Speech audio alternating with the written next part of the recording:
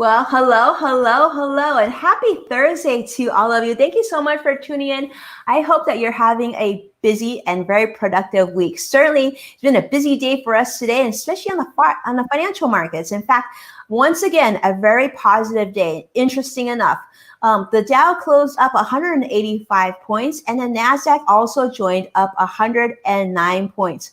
And who would know, right? This is so crazy. We're going through a pandemic, and yet we continue to have positive numbers on the financial markets as investors do feel very confident in the financial markets as they stand today. We continue to be on very, very distinct stimulus watch. And then those of you who've been watching me know that I've been creating content and updates for you each and every day as we wait for the two houses to come to a conclusion of what the next round of stimulus support will look like for Americans. Today, we again had unemployment data come out. And interesting enough, last week we had over 1.4 million Americans file for unemployment. This week, 1.1 million Americans, still not a number that we like to see, but certainly somewhat of an improvement for the week. But today, we are very excited to introduce two very, very inspirational young women.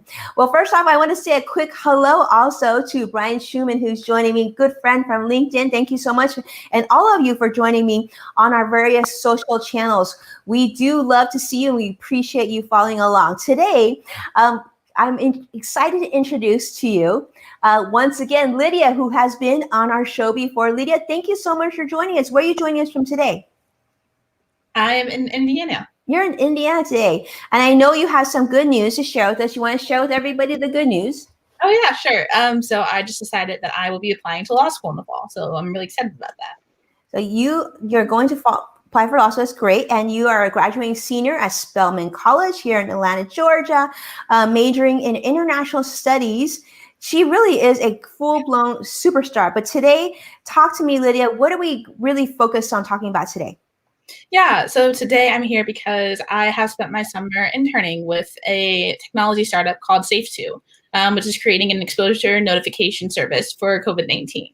It's been a really amazing opportunity. I've gotten to do a lot of hands-on work and developing a solution for definitely the most pressing public policy and otherwise challenge of the 21st century at the moment. Yes, two Gen Zers today that we are interviewing and having a chance to spend some time with. Let's introduce Jasmin Kavil with us today. Jasmin, it's great to welcome you. How are you? I'm great. Now, let's talk about you. Why are you here today? What are we excited about sharing today? So I'm here today to talk about a club that I started this past school year at my high school, Christopher High School. Social issues has always been something that's been really important to me, and I wanted to share it with people at school. So I decided to start a club. I know we are so excited about that. This is really, really inspiring. You know, so many times, Jasmin and Lydia, we've been hearing all this news, the financial news, talking about the pandemic and the struggles that Americans are having.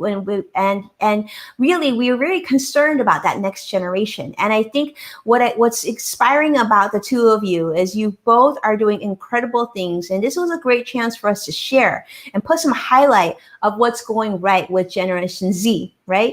The two of you are certainly great examples of that. Lydia, you know, let's talk about this. So you decided to intern at Safe2, right? Tell us a little bit more about Safe2, why you chose them, and what, you know, what meaning did they provide you? Why is this internship really important to you? Yeah, so like I said, I intend to go to law school, so I'm really invested in public policy and public service. But right now, we need more than public policy and public service. We need every part of the economy, every part of the U.S. To be really invested in solving the COVID-19 challenge, and that's why Safe2 was really exciting to me. Because this is definitely a public policy challenge, but we're going to need more than that, and Safe2 is exactly that. So basically, Safe2 is a app that will let you know whether or not you have been exposed to someone who's symptomatic for COVID-19. It's really great because I think that it's the key to returning to some version of normalcy for as long as we don't have a vaccine. And so it's given me an amazing chance to do some legislative work, to be a part of a team that's really invested in solving this problem. And it's a team with some incredible values that really align with my own. Right. And Kathleen is sharing, she says, I love how young people, especially Gen Z, just go for it, embrace big ideas that matter. And I couldn't agree with you more, Kathleen. So Lydia, this is really interesting. So that means if we're walking around, right, and we have our smartphones, and this app will help identify whether we've come in close contact with someone with COVID. Is that what it's saying? Yep, exactly. And we use, all the latest information from the CDC. I think we're really unique because we're an approach informed by science, which it seems like, isn't that obvious? Like, wouldn't all exposure notification services be informed by science? But that's not true. There are plenty of other apps where it's more focused on the strategic imperatives of big tech companies, the values defined by big tech companies, not really what public health experts are saying. And so I think we're unique for that. Right. I love to hear your thoughts on this because we heard this today, Lydia and Jasmin. I'm going to ask you, Jasmin, I don't know if you saw this, but the president announced that he said he thinks that there's a possibility we'll have a vaccine for COVID by November. I mean, I don't know about you, but I thought that might be a little ambitious. Jasmin, when you talk to your friends, right, are people worried about coronavirus? Do you feel like there's definitely been a big change in the way that they are approaching this? Are they feeling like they can't go out? What are you feeling? Yeah, so I actually held a meeting at the beginning of quarantine when we didn't know too much about the virus, and everyone was we weren't as worried about it as we are now. And it was interesting to see how that meeting compared to the one last week, where we checked it again with knowing the severity and just the emotions everyone felt. It was such a switch from everyone's definitely taking more precaution because we know way more about it. But yeah, more. Yeah, that makes perfect sense. When you think about the impact of COVID, Lydia, I know we talked about this last time we had a chance to chat, was really there was so much controversy between how to stay safe during this. And we're seeing schools opening up, right? In fact, in your state, Lydia, we're seeing schools opening up. Is this app available now? Are we able to use it now, or is it something that's still in development? Yeah, it's still in development because we want to make sure that it is as accurate and as precise as possible. We don't want to cause any more fear or uncertainty in people's lives. So we're working really hard to make sure that it has all the features and everything that it needs to be really helpful and an important part of any public health strategy. Got it. And when is the projection? Do you know when they're hoping to be able to release this? Because it does seem like something, we almost seem like there's variations of this. We've seen, I think, in Korea and some other countries where they use a lot of this app-based technology to not only notify you of people who come into coronavirus cases locally, as well as when you're out and about, it kind of tracks your activities, right? So I just wonder, do you sort of have an idea of where they're hoping to launch this or not yet? The answer is as soon as possible. I'll give you like the tech startup answer. As soon as humanly possible. And I would say that it's important to keep in mind that in the US, we're navigating a super decentralized regulatory environment. The twin forces of big tech and different government agencies and policies. So I think the US has a lot of obstacles to navigate and circumvent that other countries do not. So we and every other exposure notification service out there are working really hard to get this up as quickly as humanly possible. That's exciting. That's exciting stuff, Lydia. Now, so Jasmin, talk to me about the Social Impact Club, because when I first heard about that, I thought that was the coolest thing. Now, you're still in high school, and obviously you really, age is just a number, right? And you said, I can do something, and this is important to me. Talk to me about your club and what was the motivation to create it, and what do you hope to accomplish? So this past year, I feel like there's been a lot of things that have been happening, like more than usual, just all over the place. And it's kind of hard to keep track of everywhere, like here there's a lot of things happening, but worldwide, there's way more happening that's not really talked about here. So, me wanting to be more educated on it, I took those ideas to my friends, and they were like, "Yeah, like we want to know about it too." They took it to their friends, and it just got out, and like Okay, Jasmin, your signal's breaking up, so I'm going to actually go to Lydia and then we'll come back because I do want to hear about this. So, Lydia, let's keep talking. I think this is really important to talk about. So, obviously, a lot of people are going through different changes. When you talk about, like, as a Gen Zer, I know that you're very passionate about helping others, right? There's other employers that I'm sure would love to work with someone of your caliber. Lydia would love a Lydia at their startup or company. What are they doing right to keep you engaged? What's your role at the company, and how much participation do you have in sort of making these decisions at the company? Yeah, so my biggest assignment this summer has been working on a response to the Exposure Notification Privacy Act, which is a bill that was announced in Congress a couple of months ago that hasn't yet moved to the floor. And it has been absolutely amazing. And I actually just finalized it this week, so I'm incredibly excited. But it is an 18-page document that kind of details Safe2's response to parts of the legislation that we think are tricky and could use editing to make sure that the regulatory environment is perfect for these services. And I've gotten to have an incredibly hands-on role with that. I've done most of the writing, the editing, the researching. Me and the founder, Jameson, spent lots of time in meetings kind of hammering out what are Safe2's values, what do we know about this pandemic and exposure notification services that legislators don't know and need to know. And putting all that together in a framework that is super useful for legislators, not just thinking about Safe2, but literally any of these services.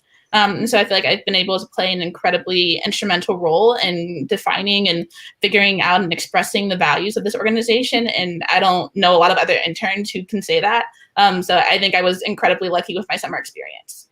Well, Lydia, do you feel like that might be the case because perhaps Safe2 is a smaller business entity versus if you joined, I don't know, like a Nike, like a huge company? Was that sort of just helping you make a decision of joining Safe2? Were you gravitated to them perhaps because they were a smaller unit? Yeah, absolutely. I think that's one of the reasons that people, join and work at startups. It's fast paced and sometimes stressful, but you really get to see your work have an impact, and you get to be a part of a pretty close knit team. And so I know everybody on the team. I've talked to a lot of them. Like I said, I talk to the founder all the time because he and I really work together hand in hand to figure out like the values of the organization and our framework. And so all of those things, I don't think they would have been possible in a bigger corporate environment. And they're one of the reasons I love my summer experience. I love it. Well, it sounds like a great experience. So, Jasmin, welcome. Let's talk to me about the club. Let's hear about this club because it sounds incredible, and it sounds like you're really making an impact for a lot of students. Yeah, so it's nothing too serious. We start with the first meeting I had, we brainstormed a bunch of topics that we wanted to learn about. And then every week we pick one from a hat and I go in and I do the research. I make a little PowerPoint for everyone to go off of. And then once we're done with the PowerPoint, it just turns into a huge like questioning, not a debate, but a huge just discussion, and we're all throwing questions, we're all getting answers from like both sides. It's really interesting to see the different ideas and the different opinions people have, but it's very inclusive, like it's very respectful.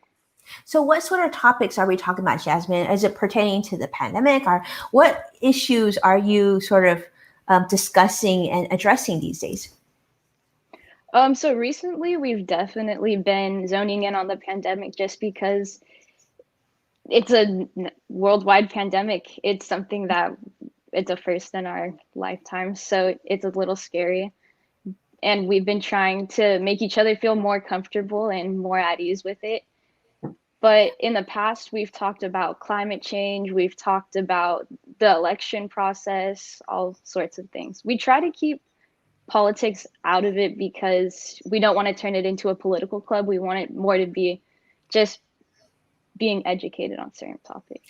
See, I think this is so interesting, Jasmine, because we want the next generation, like from high school, and like Lydia is in college going into law school. We want you to be having these discussions, and this is a great way to do it. And I'm so proud of you, Jasmine, for coming up with the concept to bringing people together. I think so much of the stress that we're having is because we're not having these open discussions about these concerns. And Lydia and I talked about this last time a little bit, but Jasmine, I would like to get your thoughts. So, students in high school, are they concerned about going back to high school? How do they feel about masks? What is your feeling? I think a lot of kids are scared not to go back, but more so the transition back to like normal everyday life, just because it's been like this for a while now, almost 6 months. So this is like our new norm, but to go back to how it was before, it's going to be a little tricky. It's a little tricky. I guess there's a lot more that you have to be mindful of, right? Like not taking your mask off and whatnot. And Lydia, we had talked about this, of your decision this fall. Maybe you can share this with us, what you're doing this fall, and what was your decision, or I guess it wasn't complete your decision, right? Yeah, it wasn't quite my decision. Spelman, my college, decided to not go back at all, ultimately. So at first they decided that all first-year students would be able to return. And they just made the decision a couple of weeks ago that with the infection rate in Atlanta, that they were going to have a completely virtual semester.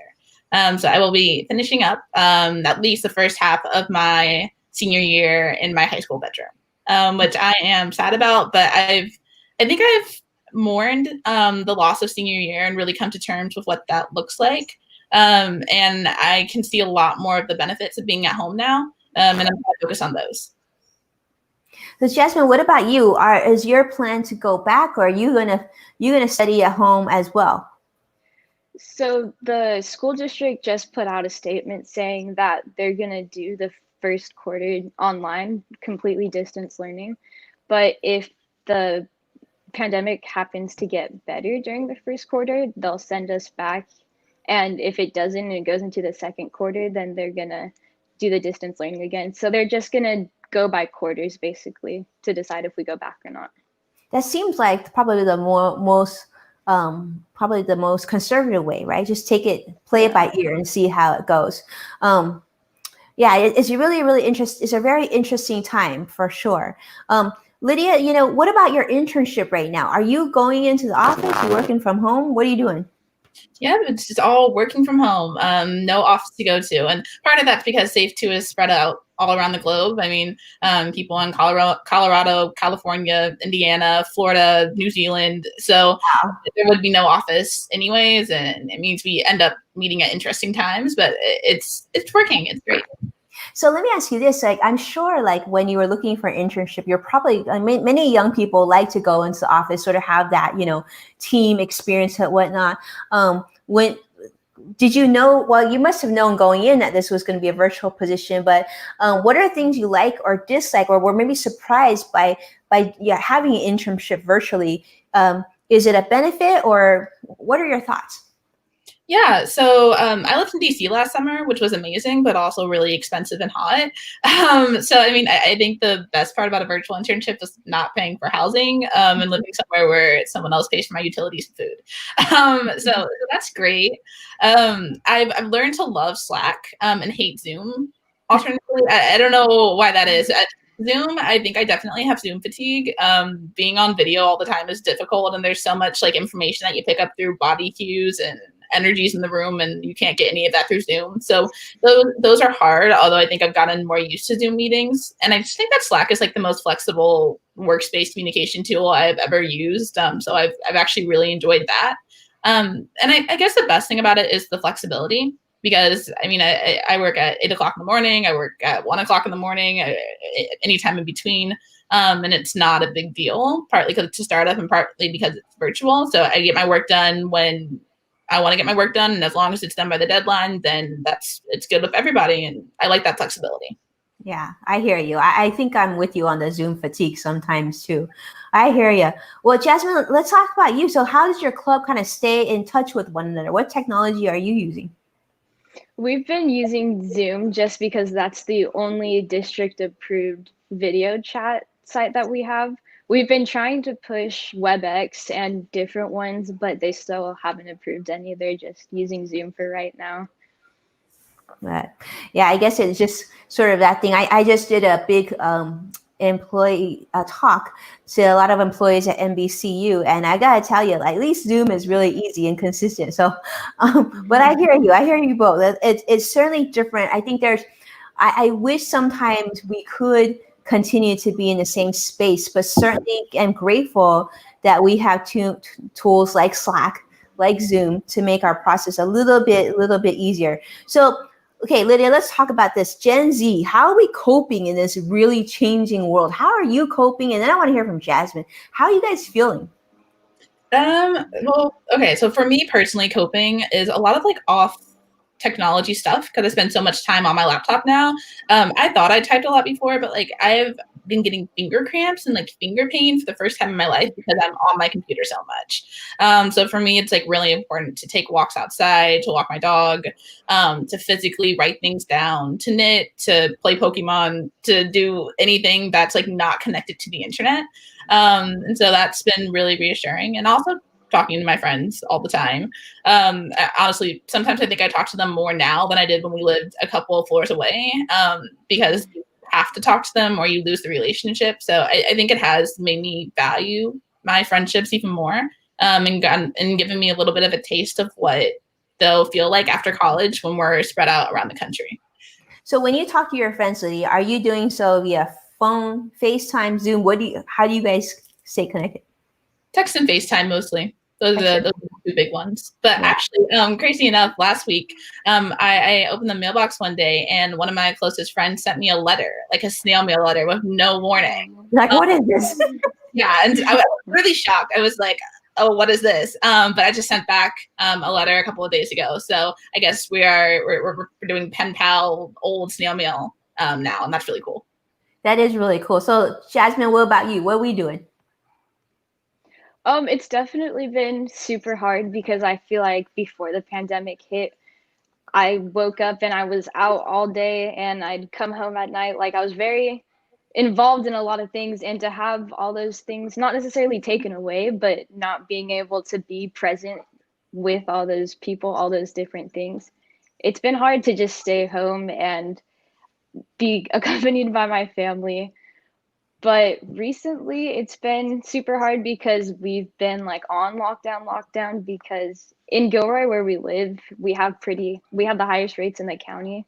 Really? So yeah, we used to like go out and take walks and go see different things, but now it's been like super, super isolated. Wow. I know. How are you guys coping? I mean, Lydia says she goes and walks her dog, sometimes Pokemon lessons. But one of the things that we've been hearing more of is like exactly this. I mean, the two of you are still very young, and you should be feeling at like the top. Like you should health-wise, you should feel amazing. But Lydia's experiencing finger cramps, and I feel like many of us are experiencing. And many of us watching can. I mean, I know that a lot of my colleagues have been talking about back pain and everything else. This is like really, really crazy stuff, and certainly, but we are in it for the long run. It doesn't look like we're going to be able to go back to normal, Jasmine, anytime soon. Are there things that you're trying to do with your club, your friends, to kind of keep to more of a normal routine, to kind of be there for one another? I know your club was a big part of this. What else do you do? Yeah, so I've definitely tried to keep a routine, make sure I get up at a certain time and go to sleep at a certain time to still feel like structured to my day. And then because I've been locked in the house all day, I've decided to start some things that I've always wanted to do, but never just got the motivation to do. So I've started working out every day, and I've started to do like, I've learned code over the pandemic, coding and stuff. Just a bunch of different projects I've picked up because there's nothing else to do. Yeah, there's nothing else to do. Well, let me say, I'm guessing, Lydia, it sounds like you have plenty to do. I mean, you're working at 8 a.m., you're working at 1 a.m. How do you deal with COVID fatigue? How are you dealing with, like, have you experienced COVID depression? Like we heard Michelle Obama today said she felt like she had low levels of, COVID depression. Have you experienced this? Yeah. So I mean, I think this was a bigger problem for me actually earlier in the summer. And ever since I decided I was applying for law school, now there's like LSAT prep and law school applications and a million other things to like get in order. So I'm a lot busier now. So honestly, for me, being busy is a really good thing. When I just have like time to sit around and there's nothing really to do, I'm not really good at using that time in unstructured ways. So structure is really important for me. I think that something else that's been really helpful is I don't read the news as much. I subscribe to a lot of journals and a lot of newspapers, but I definitely limit my consumption of them now because it was getting to the point where like I woke up, I read a journal, I read a newspaper or two, and then the rest of my day was just ruined because I was so anxious and unhappy and like felt that low level depression of like when are we going to be out of this. And so I think planning for the future and thinking about a future after COVID and also just not getting too caught up in the day-to-day numbers and updates has been really important for me. Absolutely. Jasmin, one of my clients actually told me last week, she said, I never really paid attention that much to political news, but I feel like right now I have to be. It's almost like a life or death situation. I have to be on top of all this. And it really gets to you. It's like what Lydia said, if you read too much of it can get you kind of down. Talk to me about like, in your social impact club, have you dealt with haters? Like, I know this is always a really difficult topic, but let's be honest, like, right now, right, in social media and communities, there's been a lot of negative, not only news, but negative people. How have you dealt with this, even in your social impact club? Yeah, so one time I had a group of boys come in and they yelled at me in front of the whole club, talking about how I was spreading fake news, how I was worrying everyone.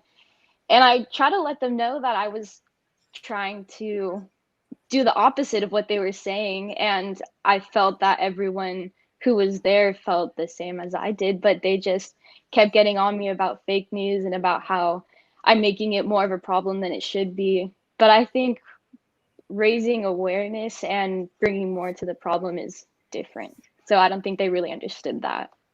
Right. Right. But I do think what Lydia said earlier too, and what you're saying now is I think there's just so much stress, people feeling a little overwhelmed. You don't know what to believe. You don't know what to read, and you can quickly go from positive to negative. So, maybe having some news detox for a while might be a positive thing, and then coming back when we're comfortable. Right. Um, so, Lydia, so I'm really excited to see where Safe 2 is going to take us. I feel like with you working there, I feel like we're going to be okay. I think, what are some things maybe that you, maybe something that surprised you while working on at this internship and that maybe you didn't think of before you started there? Was there anything that surprised you? Yeah, I think just the I think the optimism of the people that I work with is surprising. I before I started working with this kind of service, I think I was stuck in the until we get a vaccine, there is going to be absolutely no normalcy and no life. And I didn't really know how to like cope with that information. But I'm working with people who are incredibly optimistic about what we can do and what we have the capacity to do, and they're not just optimistic, they're actively working towards that goal every single day. And so that's been a really bright spot in my life. And I also think that how complicated it is. It's new technology, it's a new regulatory environment, it's something that we have to educate the public on, something that we have to get the public to trust. There are so many different values and issues at stake when it comes to these services, and I did not expect it to be tied up in all of these other things that I had heard about or knew about tangentially. So both the complexity of the problem, but also the optimism of the people working on it have been surprising to me and great to work with. Yeah, so I mean, I guess what's really interesting is so while taking classes from home during the pandemic, has Safe 2 given you the chance to be useful, not just to your family, but to the world during this time? Yeah, absolutely. I don't know what I would have done otherwise that would have been really helpful. Like I live in the suburbs. Like I think that the people in my communities and neighborhoods are okay. Like, you know, we're facing COVID fatigue and Zoom fatigue and fatigue about all the things, just like everybody else. But, you know, my friends and family, they have their jobs. They're not sick. So they're okay. And that means that I had to go further to really make an impact. And so the fact that I've been able to work on something that I think will have such a astounding impact from my bedroom has been really great. So I don't have to put my friends and family at risk, um, and I get to help people at the same time. I know, I love that. So then, Jasmine, what's next? What's next for you? The Social Impact Club, obviously, you're bringing a lot of great topics to your attention. You're getting your friends, your community together to have these really honest discussions. What are you looking forward to next? What's up ahead? So I'm gonna keep doing the meetings via Zoom because I feel like they're great to have, especially since nothing's going on right now. It's something to look forward to. It's human interaction, even if it is through a screen, you still get to talk to a bunch of people and hear a bunch of different ideas. But I will be graduating next year, so I've been looking for someone to take over the club and go further with it than I did, because if I had started this sooner, I would have definitely gone in more into depth of starting service projects, starting a bunch of different things with the club. Yeah, I love that. And I love that how, we have two young leaders here, two female young leaders, Generation Z, who are really putting their own stamp, getting involved, and not just hoping for good things to happen to them, but really being proactive. Jasmine creating her own social impact club at her high school, and Lydia really, I mean, Lydia superstar, in college, and now even finding an internship, making a difference not just for herself, but also her community and the greater good for here in the United States. So this is giving us a lot of hope. And I'm sure those of you who are watching are feeling, wow, I would love to hire both of them. And they're incredible. And this gives us a lot of hope for our next generation, because come together, do what you need to do in a very positive way. I think we can see the energy from both of them, Lydia and Jasmine, because they're doing something they really believe in. I mean, Lydia, in some ways, it's almost like doing the dream, right? You're working somewhere that you feel like that can really make a difference, and you're a big part of that. How's that feel for you? I think it's been like surprising to think that at 20, like you can have a real impact and that your ideas and your skills can be put to use. And so it feels really great to know that like age is not a barrier to making an impact, and that at whatever level, whatever stage of life you're at, there's something you can do. There's something you can do, and certainly there's something that you are doing. So we are definitely going to take a deeper dive and looking at Save 2, and I'm guessing many of you watching same thing. And Jasmine, thank you so much for tuning in and participating with us, because you give us a lot of hope. I can only imagine what you're going to do in the next few years when you go off to college. But in the meantime, we're glad to hear that you're going to be staying safe, and continuing your Zoom calls until you and Lydia and I both have Zoom fatigue. Sounds like you're going to do just fine. So thank you all so much for your time. We're going to go ahead and share real quick. I'm going to ask you, how can people kind of keep in touch with you, learn about your other developments, of course, and if there are any employers out there looking to reach out to you with even a better job offer, where can they find you? Lydia, let's start with you. Yeah, so I mean, you can find me on LinkedIn at Lydia Laramore. I think that's just it. And then I'm on Instagram at Lyd Laramore. Although I admit I am not a big social media user, so LinkedIn's probably the best place to see what I'm doing and where I'm going. Do you hear a Gen Zer on LinkedIn? Isn't that cool? All right, Jasmine, where are you at? Yeah, so I don't have LinkedIn yet, but I will get it in the future. Right now, I think the best place to reach me is my social medias, which are all at Jazz Kavil. Wonderful, wonderful. Yeah, we'll definitely follow you both. And thank you both so much for your time. And thank you so much for all of you for tuning in and really listening to Generation Z, two female leaders in the Generation Z space doing some incredible things, not only for themselves, but really, most importantly, for others and really being out there. So thank you, Lydia. Thank you, Jasmin, for your time. Appreciate you so much. Please do stay in touch, and we would love to see as you continue to not only thrive, but really take over the world, ladies. Let's see what you can do.